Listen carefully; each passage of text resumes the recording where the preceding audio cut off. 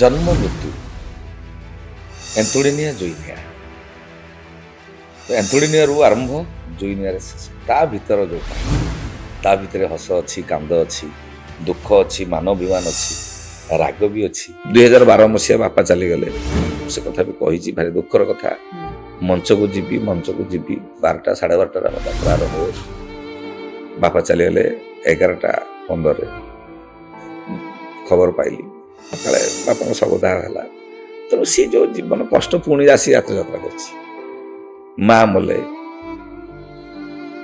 मले मु 11 दिन जापारि ना 10 दिन जापारि ना चिन्नु रे छातीर कलिजा को किए कौन अलग करे तू पूरा मो छातीर कलिजा भागवत लेखा अच्छी पूर्वजित कर्म फले जाची मु दौथाए ए जीवनटा ओ এই জীবনটা গোটে বুঝামଣା কিয়ে সে বুঝিছি কাহাকু অজଣା মতে 55 পুরি 56 চললা 56 চললেনি কিন্তু বর্তমানে আপন বাপা ক্যারেক্টার করিবেনি খালি হিরো হইচন্তি লোক তো চাহুচন্তি লোক তো গ্রহণ করুচন্তি হিরো রে লোক কହି নাନ୍ତି নাই গৌরव भाई बुढ़ा हे गलनी आ एतलो बापा कर पेंडल को चढ़ी आसी कि मते कुंडे पके कांदी पकौ थाए पैसा पकेट करे हाथ को गेंदी थाए आपण वर्ष रे केते दिन घर समय दियंती सेटा तो बहुत दुखर कथा यार भूल होउची दर्शकंकर दर्शक काई ताको देखुचंती दर्शक अश्लीलता को देखिया पे पसंद कला बेलको से मन करचंती सोटा नमस्कार न्यूज रूम को स्वागत करुछि मुलिजा दर्शक बंधु वर्तमान यात्रा यात्रा आ यात्रा खंडगिरी बर्तमान यात्रा पई उठुची पड़ुची खंडगिरी बर्तमान एमती एक स्थान साजिची जोठी दिन तमाम खंडगिरी आपण चर्चा रे रही खंडगिरी आपण देखुथिबे बाबा मानकर आगमन चलतिला बेले अन्य पटे गोटे आइटम डांस को लेकिन अनेक किछि वाद विवाद देखा देइचे ता भितरे ठेंगा मध्य गोटे प्रमुख विषय आसुस्ती किंतु ए सब परिवर्ते जेते बेले आम यात्रा देखुथिले टिके पछ कथा मन पकांतु जेते बेले यात्रा कथा आमे भाबुथिले यात्रा गोटे किपरि भाबरे थिला जोठी दासकाठिया थिला पाला थिला से धीरे धीरे धीरे धीरे से सब जिंस लोप पाई आसला वर्तमान लोक माने बेसी आधुनिकीकरण को जेते बेले बेसी ग्रहण कलेनी सेते बेले ब्रेक डांस एवं अश्लीलता एगुड़ा सब देखा जाउची यात्रार एवं ताकू नै के सोसाइटी रे अनेक वाद विवाद मध्ये देखा जाउची किंतु आज एपरी एक गेस्ट जने गेस्ट मो सामने अछंती से प्रमाण कर देइचंती नग्नता बिना अश्लीलता बिना कोनोसी ब्रेक डांस रेकॉर्ड डांस बिना यात्रा बहुत भल भाबरे चलिबो लोक माने यात्रार विषय वस्तु को भल भाबरे अनुधान करि परिबे एवं एपरी कहानी मध्य अछि जोथिरे कि लोक माने हजि जाइचंती एवं लोकंको आखिरु लुह मध्य भारिछि तबे मु डेरी करबिनी तांकर इंट्रोडक्शन दवा पई से आउचंती गौरव दास चलंतु तांको वेलकम करबा आम शो को गौरव भाई प्रणाम प्रणाम जय केमते जगन्नाथ अछंती बहुत भलो अछि गोटे पटे जदि कुहा जिवो गौरव दास को कथा जदि आमे कहिबा मु एठी के आपनकर पॉडकास्ट नबा पूर्वरु जते बेले हमर गोटे चलीथिला जे यात्रा ऊपर आमे गोटे करिवु सेते बेले मु किछि लोकंकर ओपिनियन नउथले जे कहा को आनिले बेसी भलो हबो 2-3 जन का ना आसीला पीयूष त्रिपाठी का ना आसीला आपन का ना आसीला आउ जन 2 जन का ना आसीला ता भितरे गोटे कॉमन कथा मु पाइली जो वर्तमान समाज रे जो कहउचंती जे नेकेड डांस बिना नेकेड बिना यात्रा चलीबनी तार गोटे ज्वलंत उदाहरण होउचंती गौरदास जे कि दर्शक मान को कंदे दियंती आपण प्रकृति रे कोन लोकन को कंदे दउचंती लोक कोन सतरे कांदुचंती देखंतु मनीष जन्म मृत्यु एंतुड़िनिया जोइनिया तो एंतुड़िनिया रु आरंभ जोइनिया रे शेष ता भीतर जो कहानी ता भीतर हस अच्छी कांद अच्छी दुख अच्छी मानवीमान अच्छी राग भी अच्छी ये सबू को नहीं आम जो नाट्यकार कहानी तैयारी करचंती सी देखती जे नहीं को आर्टिस्ट को चरित्र को भल भाव फुटई पारे 1994 मसीह एंट्री करी यात्रा को प्रोफेशनल लाइन को जगधात्री गणनाट्य ता आगु बहुत ड्रामा फ्रामा करची आम उत्तर बालेश्वर पार्टी छोट पार्टी भी अभिनय करची मो बापांकर स्वर्गत श्रीहरिचरण दास सी भी जड़े भल पाला गायक थिले ଏବଂ ଜଣେ ଓସ୍ତାଦ ସେତେବେଳେ କହୁଥାନ୍ତି ନୃତ୍ୟ ନାଟିକା ଯେଉଁ ଥାଏ ମାନେ ନାଟକ ହେବା ପୂର୍ବରୁ ନୃତ୍ୟ ନାଟିକା ହୁଁ। ସେଥିରେ ବି ଅଭିନୟ କରିଛି। ବାପାଙ୍କ ନୃତ୍ୟ ନାଟିକାରୁ ମୋର ପ୍ରଥମ ଆରମ୍ଭ। ବାପାଙ୍କ ସାଙ୍ଗରେ ଆପଣ ଯାଉଥିଲେ? ହଁ, ବାପା ଯେତେବେଳେ ପାଲା ଗାଉଥିଲେ ମୁଁ ଯାଇଛି, 8-10 ଥର ଯାଇଛି ତାଙ୍କ ସାଙ୍ଗରେ, ବାପାଙ୍କ ସାଙ୍ଗରେ। ହଁ। ଆଉ ସେଠୁ ମୋର ଜୀବନ ଶୈଳୀ ଆରମ୍ଭ। ଏବଂ ରାଇଟର ଡିରେକ୍ଟର ମାନେ ଦେଖନ୍ତି ନାଇଁ ଗୌର ଦାସକୁ ଯୋଉ ଚରିତ୍ର ଦେଲେ ବି ସେ ନିଖୁଣ ଭାବରେ ଫୁଟେଇବେ। ଆଉ ପ୍ରାୟତଃ ଦର୍ଶକ ସମସ୍ତେ ଦେଖନ୍ତି ନାଇଁ ଗୌର ଦାସ ଟିକେ କାନ୍ଦିଲେ ଆମେ କାନ୍ଦିବା।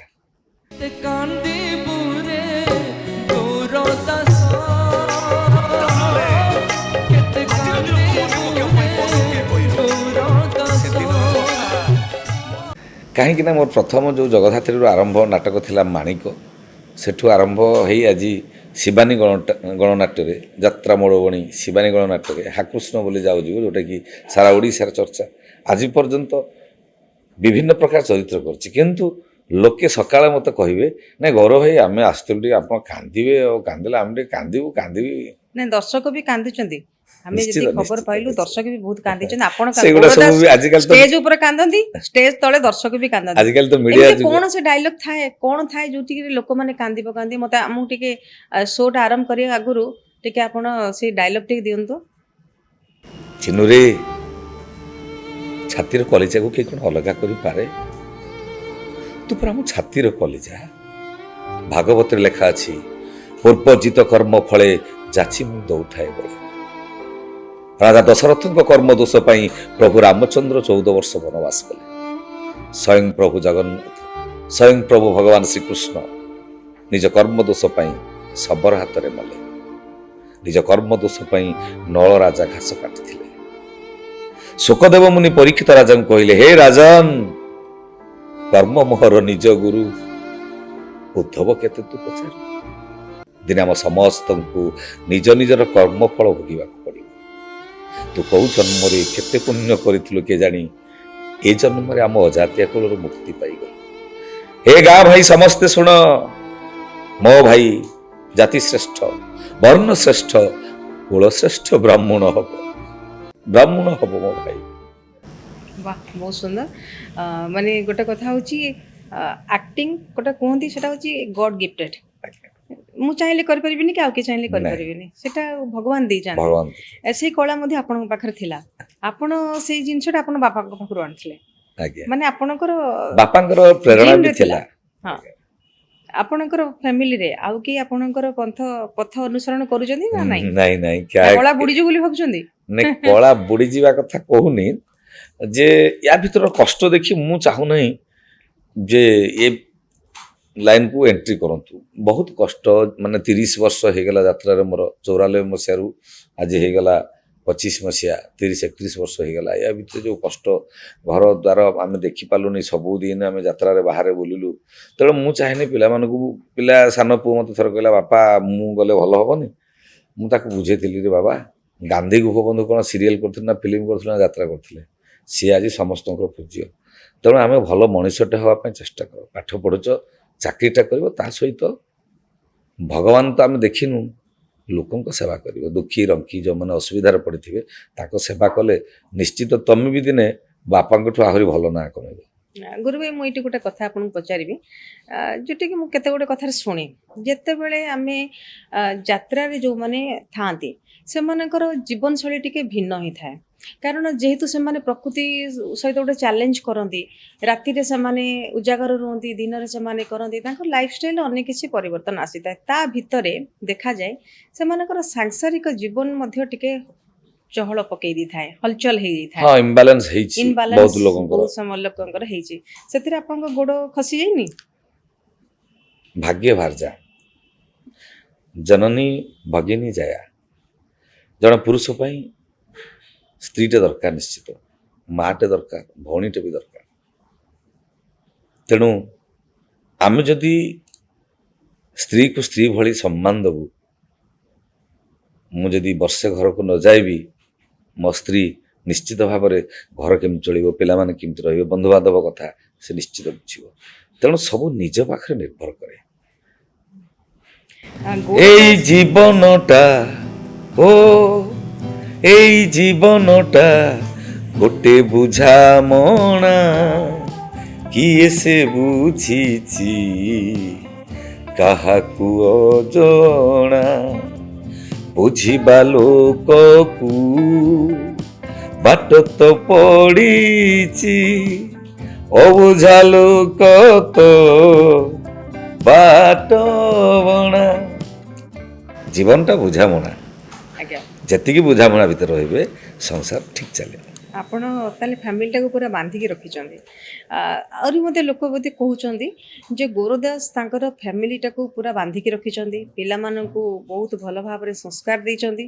ଆପଣଙ୍କର ଦେଖୁଥିଲି ୟୁଟ୍ୟୁବ୍ ଭିଡ଼ିଓ ସବୁ ଦେଖୁଥିଲି, ଆପଣଙ୍କର ନାତି ମଧ୍ୟ ଅଛନ୍ତି। ହଁ ଆଚ୍ଛା, ମୁଁ ଆପଣଙ୍କୁ ଏବେ ଦେଖିବାକୁ ଜାଣିବାକୁ ଚାହୁଁଛି, ଆପଣ ପ୍ରାୟ ଦେଖିବେ ଜେଜେମାଙ୍କ ସହିତ ରୋଲ୍ କରିଛନ୍ତି, ମାଙ୍କ ସହିତ ରୋଲ୍ କରିଛନ୍ତି, ଝିଅଙ୍କ ସହିତ ରୋଲ୍ କରିଛନ୍ତି। ଏଇଟା କେମିତି ପସିବଲ୍? ତିନି ପିଢ଼ି ମାନେ ହେଇଗଲା। ଯିଏ ଆଗରୁ ଯିଏ ହିରୋଇନ୍ ସେ ବର୍ତ୍ତମାନ ଜେଜେମା ହେଲେଣି। ବର୍ତ୍ତମାନ ଯୋଉ ନ୍ୟୁ ଜେନେରେସନ ଯୋଉ ହିରୋଇନ ଆସୁଛନ୍ତି ସିଏ ବି ଆପଣଙ୍କର ହିରୋଇନ ହଉଛନ୍ତି। ଆଗର ଜେଜେମା ବି ଆପଣଙ୍କର ହିରୋଇନ ଥିଲେ। କେତେ ବର୍ଷ ଆପଣଙ୍କର ଏଜ୍ ହେଲାଣି ଏବେ? ମତେ 55 ପୁରୀ 56 ଚାଲିଲା। 56 ଚାଲିଲାଣି, କିନ୍ତୁ ବର୍ତ୍ତମାନ ଆପଣ ଆଉ ବାପା କ୍ୟାରେକ୍ଟର କରିବେନି, ଖାଲି ହିରୋ ହେଇ ଚାଲିଥିବେ। ଲୋକ ତ ଚାହୁଁଛନ୍ତି, ଲୋକ ତ ଗ୍ରହଣ କରୁଛନ୍ତି ହିରୋରେ। ଲୋକ କହିନାହାନ୍ତି ନାଇଁ ଗୌରବ ଭାଇ ବୁଢ଼ା ହେଇଗଲେଣି ଆଉ ଏଥିରେ ବାପା କର। ଆଜି ପର୍ଯ୍ୟନ୍ତ ମୁଁ ଶୁଣି ନାହିଁ। ବରଂ ଏଇ କାଲିକା କଥା କହୁଛି, ଖଣ୍ଡଗିରି ନାଟକ ସରିଲା ପ୍ରାୟ 100 ଖଣ୍ଡେ ଲୋକ ପେଣ୍ଡେଲ ଚାରିପଟେ ଠିଆ ହେଇଥାନ୍ତି, ଭାଇ ଭାଇ ଏଇଠିକି ଆସ ସେଲ୍ଫି ନେବା। ଆଉ ଠାକୁରଙ୍କୁ ଆମେ ଡାକୁଛୁ, କିଏ ମୋ ପାଦକୁ ହାତ ବଢ଼େଇ ଦେଉଥାଏ, କିଏ ବୟସ୍କ ଲୋକ ମୋ ମୁଣ୍ଡରେ ହାତ ମାରି ଦେଉଥାନ୍ତି। ଏ ଠାକୁରଙ୍କୁ ଡାକୁଛୁ ତମେ ଏମିତି ଥାଅ, ଆହୁରି 10 ବର୍ଷ 15 ବର୍ଷ ଆମେ ଏମିତି 20 ବର୍ଷ ହିରୋ ଦେଖୁଥାଉ। ବର୍ତ୍ତମାନ ଯୁବ ପିଢ଼ି ବର୍ତ୍ତମାନ ଯୋଉ ସବୁ ଆସୁଛନ୍ତି, ଯୁବକ ସବୁ ହିରୋ ବର୍ତ୍ତମାନ ହଉଛନ୍ତି କିମ୍ବା ଭିଲେନ ହଉଛନ୍ତି, ୟଙ୍ଗ ମାସ୍ ଆସୁଛନ୍ତି, ତାଙ୍କ ଭିତରେ ଗୋଟେ ଆସୁନି ତ ଗୋଟେ ଯେ ଏତେ ଏଜରେ କଣ ସିଏ ହିରୋ କରିବେ, ଆମେ ନାଇଁ ତାହେଲେ ସିଏ କୁଆଡେ ଯିବୁ? ତାଙ୍କ ଭିତରେ ହୁଏତ କ'ଣ ଥାଇପାରେ, ହଁ। କିନ୍ତୁ ମୋତେ ବହୁତ ସମ୍ମାନ ଦିଅନ୍ତି ସବୁ, ମାନେ ନୂଆ ପିଲା କଳାକାର ବି ଏବଂ ବୟସ୍କ ଲୋକ ବି ସମସ୍ତେ ଭଲ ପାଆନ୍ତି, ସମ୍ମାନ ଦିଅନ୍ତି। କାହିଁକି ନା ମୁଁ ସମସ୍ତଙ୍କୁ ଭଲ ପାଏ। ଆଜ୍ଞା। ଗୋଟିଏ ଜିନିଷ ମୁଁ ସବୁବେଳେ ଆର୍ଟିଷ୍ଟ ଯେଉଁମାନେ ନ୍ୟୁ ଜେନେରେସନ୍ ଆସୁଛନ୍ତି ବି କୁହେ, ବଡ଼କୁ ସମ୍ମାନ, ଛୋଟକୁ ସ୍ନେହ। ଆପ- ବିଦ୍ୟା ଦଦାତି ବିନୟ, ବିନୟ ଭାବ ନ ରହିଲେ ବିଦ୍ୟା ହେବ ନାହିଁ। ତେଣୁ ଆମେ ଯେହେତୁ ମଣିଷ ଦେହେ ଦିବ୍ୟ ଜ୍ଞାନ ଦେଖି ସନ୍ତୁଷ୍ଟ ଭଗବାନ, ଆମ ଭିତରେ ଦିବ୍ୟ ଜ୍ଞାନ ଅଛି, ଆମେ କୋଉଟା ଭଲ କୋଉଟା ଖରାପ ଜାଣିପାରୁଛୁ। ତେଣୁ ସେଇଟାକୁ ଯଦି ଆମେ ସବୁ ଜାଗାରେ ମେଣ୍ଟେନ୍ କରିପାରିବୁ, ତାହେଲେ ନିଶ୍ଚିତ ଆମେ ଭଗବାନ ନିଶ୍ଚିତ କିଛିଟା ଆଶୀର୍ବାଦ ଆମ ଉପରେ ରଖିବ। ଅଡ଼ିଏନ୍ସଙ୍କ ଠାରୁ କ'ଣ ଗୋଟେ ଏମିତି ମେମୋରି ଅଛି ଆପଣଙ୍କ ପାଖରେ ଯେ ଅଡ଼ିଏନ୍ସଙ୍କ ଭଲ ପାଇବା ବହୁତ ମିଳିଥିଲା ଗୋଟେ ବହିରେ, ଆପଣଙ୍କ ନାଁ କହିବେ, ଯୋଉଥିରେ କି ଆପଣଙ୍କ ଚରିତ୍ର ଆପଣ ଏମିତି ଭାବରେ ଥିଲା, ଲୋକମାନେ ସେ ଚରିତ୍ର ଭିତରେ ଡୁବି ଯାଇଥିଲେ? ନାଇଁ ଗୋଟିଏ ନୁହଁ, ବହୁତ ମେମୋରି ମୋ ଲାଇଫରେ ଅଛି। ଏଇ ଜଷ୍ଟ ୟା ପୂର୍ବେ ଆମେ ଥିଲୁ ଅଳାଶୁଣୀ ମେଳାରେ ଜଣେ ଦର୍ଶକ ପୁରା, ମାନେ ଆମର ସିନ୍ ଚାଲିଥାଏ, ଗୋଟେ ପାଥେଟିକ୍ ସିନ୍ ଚାଲିଥାଏ। ସେଠି ଗୋଟେ ଲରି ଗୀତ ତ ନୁହଁ, ସିକ୍ୱେନ୍ସ ଗୀତ ଥାଏ। ସେ ଗୀତ ବୁଲୁଥିବ, ଆମେ ଯେଉଁ କାବେରୀର ମୋର ଜଣେ ଲୋକ ପେଣ୍ଡେଲକୁ ଚଢ଼ି ଆସିକି ମୋତେ କୁଣ୍ଡେଇ ପକେଇ କାନ୍ଦି ପକାଉଥାଏ, ପଇସା ପକେଟରୁ କାଢ଼ି ହାତକୁ ଗେଞ୍ଜି ଦେଉଥାଏ। ଏମିତି ବହୁତ ମେମୋରି ଅଛି ଲାଇଫରେ। ପେଣ୍ଡେଲକୁ ଚଢ଼ି ଆସିବା, କୁଣ୍ଢେଇ ପକାଇବା, କାନ୍ଦିବା, ମୁଣ୍ଡିଆ ମାରିବା, ମୋ ଲାଇଫରେ ବହୁତ ମେମୋରି ଏମିତି ଅଛି। କାବେରୀ ପାଢ଼ୀଙ୍କ ସହିତ ଏବେ ଆପଣଙ୍କର ଯୋଡ଼ିକି ଦର୍ଶକ ବେଶୀ ଗ୍ରହଣ କରୁଛନ୍ତି। କାବେରୀ ପାଢ଼ୀ ଯେତେବେଳେ ଆପଣଙ୍କ ସହିତ ରୋଲ୍ କରୁଥିଲେ, ସେତେବେଳେ ଆପଣଙ୍କୁ କିଛି ଲାଗିନଥିଲା ଯେ ମୋର ବର୍ତ୍ତମାନ ମୁଁ 55 ବର୍ଷ ହେଲିଣି, ମୁଁ ବର୍ତ୍ତମାନ କେମିତି ରୋଲ୍ କରିବି, କେମିତି କ'ଣ ଆପଣଙ୍କ ଦୁଇ ଜଣଙ୍କ ଭିତରେ ଆଗେ ଦେଖା ହେଇଥିଲା? ମୁଁ ବର୍ତ୍ତମାନ ସୁଦ୍ଧା ବି ଫିଲ୍ କରିନି ମତେ 55 ବର୍ଷ ହେଇଛି ବୋଲି। ଆପଣ କେତେ ଭାବନ୍ତି? ମୁଁ 18 ମୁଁ ବର୍ଷ? ଭାବୁଛି ସେ 35 ବର୍ଷର ମୁଁ ଅଛି। ଆଚ୍ଛା। ସେଥିପାଇଁ କ'ଣ ଆପଣ ଏଇ ଯୋଉ 55 ବର୍ଷରେ ଆପଣଙ୍କ ଭିତରେ ଯୋଉ ଗୋଟେ ଏନର୍ଜି ଅଛି, ଆଉ ଯେମିତିକି ଆପଣ ବର୍ତ୍ତମାନ ବି ଭାବୁଛନ୍ତି ଆପଣ ହିରୋ ବି ହଉଛନ୍ତି, ଆଉ ଲୋକମାନେ ବି ମୋତେ ସେଟା ଆକ୍ସେପ୍ଟ କରୁଛନ୍ତି। ଆଉ ଯାତ୍ରା ବି ସେମିତି ହଉଛି, ଗୋରଦାସଙ୍କ ନାଁରେ ଯାତ୍ରା ବହି ତିଆରି ହଉଛି, ଯାତ୍ରା ମାଲିକ ମାନେ ମଧ୍ୟ ସେମିତି ଗୋଟେ ଗୋରଦାସଙ୍କ ସହିତ ତାଙ୍କର ଆଟାଚମେଣ୍ଟ ରହିଛି, ଯୋଉଥିପାଇଁ କି ଗୋରଦାସ ଲୋକପ୍ରିୟ ହେଇଛନ୍ତି। ତାର କାରଣ କ'ଣ? ମାନେ ନାଟକ ତ ଉର୍ଜା କୋଉଠି ପାଉଛନ୍ତି ଆପଣ? 3 ଖଣ୍ଡ ନାଟକ ହେଇଗଲାଣି। ଏ ଗୌରା କାହିଁ କାନ୍ଦୁଛୁ, କହ ଗୌରଦାସ କାହାର ଦୋଷ, କେତେ କାନ୍ଦିବେ ଗୌରଦାସ, ଏବଂ 3ଟା ଯାକ ବି ସୁପରହିଟ୍ ହେଇଛି। ଆଚ୍ଛା, ତାପରେ ଗୋଟେ କଥା ହେଉଛି ମଣିଷ ଜୀବନ ଚର୍ଚ୍ଚା। ଆମେ ଆମ ଦେହକୁ କେତେ କ୍ୟାଲୋରି ଦରକାର, କ'ଣ ଖାଇଲେ ଆମେ ଠିକ୍ ରହିପାରିବୁ। ତେଣୁ ମୋର ଜୀବନଚର୍ଯ୍ୟା ହେଉଛି ମୁଁ ନାଟକ ସାରି ସକାଳେ ଯେତେବେଳେ ଯାଏ ରୁମ୍କୁ ଗଲା ପରେ ମୋର ଫାଷ୍ଟ ଖାଦ୍ୟ ହେଲା ମୁଁ ରାତିରେ ପାଣିରେ ପକେଇ ଦେଇ ଆସେ ବୁଟ ମୁଗ ଏବଂ ଆଲମଣ୍ଡ ଯେଉଁଟା ପେସ୍ତା କାଜୁ 4-4ଟା କିସମିସ୍ ଏବଂ ସାଲେଟ୍ କାକୁଡ଼ି ଗୋଟେ ବିଲାତି ଗୋଟେ ଗାଜର ଗୋଟେ ସେଓ ଗୋଟେ କମଳା ଏତିକି ଖାଏ। ମନ ହେଲେ ରୁଟି ଦୁଇପଟ ଖାଏ ନହେଲେ ନାହିଁ। ଆଉ ଦ୍ୱିପହରେ 2ଟା ରୁଟି ଭାତ। ଆମ ଘରେ ତ ପିଆଜ ରସୁଣ ପଶେନି, ବୈଷ୍ଣବ ଲୋକ ଆମେ। ଆଉ ମୁଁ କେବଳ ବାହାରେ ମାଛଟା ଖାଏ ଯେହେତୁ ଡକ୍ଟର ମାନେ ଆମର ଆଖି ପାୱାର ପାଇଁକି ଦେଶୀ ମାଛ ବିଶେଷ କରି ଚୁନା ମାଛ ମହୁରାଳି ଆପଣ ମାଛ। ନନଭେଜ ଭିତରେ କେବଳ ମାଛ ହିଁ ଖାଆନ୍ତି, ହଁ ଅଣ୍ଡା ବି ଖାଆନ୍ତିନି, ଅଣ୍ଡା ମାଂସ ମାଂସ କିମ୍ବା କିଛି କିଛି ନାହିଁ। ଖାଆନ୍ତିନି। ତା ଭିତରେ ସବୁ ଶାଗ ସବଜି ପନିପରିବା ସବୁ ସେସବୁ ଖାଆନ୍ତି। ଆଉ ପନିପରିବା ବହୁତ ଖାଏ। ପନିପରିବା ଖାଇବା ପାଇଁ ଆପଣ ବେଶୀ ଭଲ ପାଆନ୍ତି। ଏଇଟା ଗୋଟେ ଟିପ୍ସ ଦେଲେ ମାନେ ସମସ୍ତଙ୍କ ପାଇଁ। ନା ନିଶ୍ଚିତ ଭାବରେ ବୁଢା ଆମେ କେହି ହେବେନି। ଆଉ ଗୋଟେ କଥା ବି ରାତିରେ ମୁଁ ଖାଏନି। ରାତିରେ ଖାଆନ୍ତିନି? ନାଇଁ। ରାତି କେତେଟା ନାଇଁ ଲାଷ୍ଟ? ସନ୍ଧ୍ୟା 6ଟା ପୂର୍ବରୁ ମୁଁ ଯାହା ଖାଇଦିଏ। ସେଇଟା ମତେ ଲାଗୁଛି ଗୋଟେ ସିକ୍ରେଟ ଆପଣଙ୍କର। ହଁ ରାତିରେ ୟଙ୍ଗ ଖାଏନି। ରହିବାର। ଆପଣ ଗୋଟେ ଦେଖନ୍ତୁ ମୁଁ ତ ମୁନି ଋଷି ମୁଁ ହେଇପାରିବିନି ମୁଁ କହିପାରିବି ମୁନି ଋଷି ମାନେ ନା ମୁନି ଋଷି ମାନେ ତ ରାତିରେ ଖାଆନ୍ତିନି, ନାଇଁ ସେ ସନ୍ଧ୍ୟା ପୂର୍ବରୁ ସନ୍ଧ୍ୟା ଖାଆନ୍ତି। ପୂର୍ବରୁ ଖାଆନ୍ତି। ଏଇଟା କାହିଁକି? ଯେତେବେଳେ ଆପଣ ଗୋଟେ ଝଡ଼ି ହୁଏ 5 ଦିନ 10 ଦିନ ବର୍ଷା ଲାଗି ରୁହେ ସେତେବେଳେ ସବୁ ଡାଇରିଆ ବଢ଼ିଯାଏ। ଡାଇରିଆ ଲୋକଙ୍କୁ ସବୁ ଝାଡ଼ା ବାନ୍ତି ରୋଗ ହୁଏ। କାହିଁକି? ନା ସୂର୍ଯ୍ୟ କିରଣ ଆମ ଦେହରେ ବାଜେ ନାହିଁ। ଆଜି କାହିଁକି ସମାଜରେ ମଣିଷ ରୋଗ ବହୁତ ସୃଷ୍ଟି ହେଉଛି? ଖାଦ୍ୟପେୟ ଟାଇମ୍ ଠିକ୍ ରକମ ରଖୁନାହାନ୍ତି। କର୍ମ ବ୍ୟସ୍ତ, କିଏ ଟଙ୍କା ପାଇଁ, କିଏ ଚାକିରି ପାଇଁ, କିଏ ସମାଜ ପାଇଁ ସବୁ ବୋଲୁଛନ୍ତି। ଆଚ୍ଛା ରାତି 12ଟା 1ଟା ବେଳେ ଯାଇ ଖାଉଛନ୍ତି ମାଂସ ଅଣ୍ଡା ଭୋଜିରେ ଯାଇ ଖାଉଛନ୍ତି। ତେଣୁ ଆମେ ରୋଗ ଆମେ ନିଜେ ତିଆରି କରୁଛୁ ନିଜେ କିଣୁଛୁ। ଯଦି ଜୀବନଚର୍ଯ୍ୟାକୁ ଆମେ ଜଣେ ମଣିଷ ଯେତିକି ବହୁତ କଥା ଶାସ୍ତ୍ର ସବୁ ଲେଖା ହେଇଛି ଅଳ୍ପ ହାରି ଶ୍ୱାନ ନିଦ୍ରା। ତେଣୁ ଆମେ ସେଇଭଳି ମାନେ ଯଦି କିଛିଟା ମାନିବୁ ନିଶ୍ଚିତ ଭାବରେ ଆମେ ଯେତେ ଦିନ ବଞ୍ଚିବୁ ଆପାତତଃ ମରିବା ତ ନିଶ୍ଚିତ ଦିନେ। କେହି ରହିନାହିଁ ରହିବେ ଏଟା ନାହିଁ ଭବରଙ୍ଗ ଭୂମି ତଳେ ସର୍ବେ ନିଜ ନିଜ ଅଭିନୟ ସାରି ବାହୁରିବେ କାଳ ବଳେ। ଆମ ସମୟ ଯେତେବେଳେ ଆସିବ ଉପରବାଲା ଡାକିବେ ଆମେ ପଳେଇଯିବୁ, କିନ୍ତୁ ଯେତେ ଦିନ ବଞ୍ଚିବୁ ଆମେ ସୁସ୍ଥରେ ବଞ୍ଚିବୁ। ଆପଣ ବର୍ଷରେ କେତେ ଦିନ ଘରେ ସମୟ ଦିଅନ୍ତି? ସେଟା ତ ବହୁତ ଦୁଃଖର କଥା। ତଥାପି ମୁଁ ପ୍ରାୟ ଯେତେ ପାଣି କୋଇଲିଠୁ ମୋ ଘରଟା ତ ଭୋଗରାଇ ବ୍ଲକରେ, ମୋ ଗାଁ ନା ନିଜାମପୁର। ଆଉ ମୁଁ କିନ୍ତୁ ଜଳେଶ୍ୱର ଟାଉନରେ ନୂଆ ବଜାରରେ ଆଜି 20-22 ବର୍ଷ ହେଲା ଘର କରି ରହିଛି। ତେଣୁ ପାଣି କୋଇଲିରୁ ସେପଟକୁ ଯେତେବେଳେ ଯାତ୍ରା ପଡ଼ିଲା ମୁଁ ନାଟସାରା ସେ ଘରକୁ ପଳାଏ, ପୁଣି ରାତିରେ ଆସି ଯାତ୍ରା କରେ। ନା ଏବେ ତ ଦେଖନ୍ତୁ କମ୍ୟୁନିକେସନ ସବୁ ସବୁ ସୁବିଧା ହେଇଗଲାଣି। ହେଇଗଲାଣି, ପିଲାମାନେ ବି ଗାଡ଼ି ଘୋଡ଼ା ଆପଣଙ୍କର ବଡ ହେଇଗଲାଣି। ଆଜ୍ଞା ବଡ ହେଇଗଲେଣି ପିଲାମାନେ। ଆଗରୁ ନଥିଲା ଯେ କି ଆମର ମୋ ଘର ଯୋଉ ନିଜାମପୁରରୁ ମୁଁ ବାହାରିଲେ ମତେ କଟକକୁ ଲାଗି ଯାଉଥିଲା 1 ଦିନ। ହଁ ତେଣୁ ଆଜି ତ 4 ଘଣ୍ଟାରେ ଆମେ ଆସି ପହଞ୍ଚି ଯାଉଛୁ। ତେଣୁ ସବୁ ସୁବିଧା ହେଇଗଲାଣି। ନାଇଁ ଆପଣଙ୍କର ଧର୍ମପତ୍ନୀ କେବେ କମ୍ପ୍ଲେନ କରିନାହାନ୍ତି? ମୁଁ କାହିଁକି କହୁଛି ନା ଯେହେତୁ ଏବେ କମ୍ୟୁନିକେସନ ସୁବିଧା ହେଇଗଲାଣି, ଆପଣଙ୍କ ପିଲାମାନେ ମଧ୍ୟ ବଡ ହେଇଗଲେଣି, ହୁଏତ ଆପଣଙ୍କର ଏତେଟା ଦରକାର ଆଉ ପଡୁନଥିବ, କିନ୍ତୁ ସେତେବେଳେ ତ ଛୋଟ ଛୋଟ ପିଲାମାନଙ୍କୁ ନେଇକି ଚାଲିବା, ଆପଣ ରାତି ରାତି ଯାତ୍ରାରେ ଉଜାଗର ରହିବେ, ତା ଭିତରେ କେବେ କମ୍ପ୍ଲେନ କରିନାହାନ୍ତି କି ଆପଣ ଅନୁଭବ କରିନାହାନ୍ତି ଯେ ହଁ ମୋର ଏଇ ଟାଇମଟା ମୋ ସ୍ତ୍ରୀ କି ଦବାର ଅଛି? ନା ସେଇ ଜିନିଷଟା ଦୁଃଖର କଥା ମୁଁ କହିଲି। ତଥାପି ମୁଁ ବହୁତ ମେଣ୍ଟେନ କରେ। ଆଉ ମାନେ ଯେଉଁ ପାଣି କୋଇଲିରୁ ସେପଟକୁ ପାଟି ଏବେ ତ ପଡ଼ିଲେ ଆଗରୁ ବି ବାଲେଶ୍ୱର ଭଦ୍ରକ ପଡ଼ିଲେ ବି ଟ୍ରେନଟା ଆମର ସୁବିଧା ଥାଏ, ଯେଉଁଟାକି ଟ୍ରେନ୍ ଧରିଲେ ଜଳେଶ୍ୱର ଓହ୍ଲେଇଲେ ମୋର ଗୋଟେ ସ୍କୁଟର ଥାଏ ମୁଁ ଧରିକି ଗାଁକୁ ପଳାଏ। ତେଣୁ ମୁଁ ଟିକେ ଭାରି ହୁମ୍ସିକ୍, ମୁଁ ଘରକୁ ଯାଏ ଆଉ ବହୁତ ସମୟ ଦେଇଛି। କିନ୍ତୁ ପିଲା ଛୁଆଙ୍କ କଥା ଯେତେବେଳେ ପାଠ ପଢ଼ିବାର ହେଲେ ସେମାନେ ସବୁ ହଷ୍ଟେଲ ଆଉ ଭୁବନେଶ୍ୱରରେ ଏଇସବୁ ରେସିଡେନ୍ସିଆଲରେ ଦେଇ ରଖି ତା ଭିତରେ 50 କିଲୋମିଟର ଦୂରରେ ପଳେଇ ବି ଯାଇକି ପିଲାଙ୍କ ସାଙ୍ଗେ ଟିକେ ଦେଖା କରେ। ଏବେ ସାନ ପୁଅ ପଢ଼ୁଛି କିଟ୍ରେ, ଫାର୍ମାସିଷ୍ଟ ପଢ଼ୁଛି। କାଲି ଯିବି ତାକୁ ଟିକେ ନେଇ ଆସିବି, ଯାତ୍ରା ଦେଖିବ ଆଉ ଟିକେ ବୁଲାବୁଲି କରି ଭଲ ଗୋଟେ ଖୁଏଇକି ତାକୁ ଟିକେ ନେଇ ଛାଡ଼ିବି। ଏମିତି କରେ, କ'ଣ କରିବା ଆଉ ଏଇ ତ ଜୀବନ। ସେମିତି ବାଟରେ ତଥାପି ମାନେ ଗୌରକୁ ଗୌରୀ ମିଳିଛି, ଭାଗ୍ୟ ମାନେ ଭାଜା ଏଇଟା ସେ ବହୁତ ଦର୍ଶକ କୋଅପରେଟ୍ କରନ୍ତି। ମାନେ ମୁଁ ବି ଏଇଟା ଭାବୁଥିଲି ଆଜି ଆପଣଙ୍କ ନାଁ ଗୌର ଆଉ ମ୍ୟାଡାମଙ୍କ ନାଁ ଗୌରୀ, ମାନେ ଆପଣ ବାହାଘର ପରେ ଆସିଲା ପରେ ଦେଇଥିବେ, ନାଇଁ କିନ୍ତୁ ଯୋଡିଟା ବନା ହେଇକି ଆସିଛି। ହଁ। ମାନେ ଏମିତି ହେଇଛି ଗୌର ଗୌରୀ, ତାଙ୍କର ବି 2 ପୁଅ, ମାନେ ହର ପାର୍ବତୀ ଶିବଙ୍କର ବି 2 ପୁତ୍ର, ଆଜ୍ଞା। ଆପଣଙ୍କର ବି ସେ ଗୌର ଗୌରୀଙ୍କର 2 ପୁତ୍ର, ଝିଅ ବି ଅଛନ୍ତି ଜଣେ। ଆଜ୍ଞା, ଝିଅ ଜଣେ ଅଛି। ଆପଣ ଅଜା ବି ହେଇଛନ୍ତି, ଜେଜେ ବି ହେଲେଣି। ହଁ ପୁରା ଝିଅର ଯାଆଁଳା ପୁଅ ଦିଟା ହଁ ଆଉ ପୁଅର ମୋର ତ ଅତି ହାର୍ଟ ପାଲ୍ଟି ଡାକିଲେଣି କି ଯାଇଛି ନାଇଁ କାହ୍ନା। କେହି ଅଜା ହଁ ଜେଜେ ହଁ ହଁ ସବୁ ଡାକିଲେଣି? ଡାକିଲେଣି 2 ବର୍ଷ ହେଇଗଲେଣି, ହଁ 1.5 ବର୍ଷ 2 ବର୍ଷ ହେଇଗଲେଣି। ଆଉ ସିଏ ମୋ ନାତିଟା ତ ବର୍ତ୍ତମାନ ମୋର ମାନେ ହାର୍ଟ ପାଲ୍ଟି ଯାଇଛି, ଡେଲି 2 ଥର 3 ଥର ଭିଡ଼ିଓ କଲିଂରେ କଥା ହେବାକୁ ପଡୁଛି। ଆଚ୍ଛା ଆଉ ତା ନାଁ କାହ୍ନା।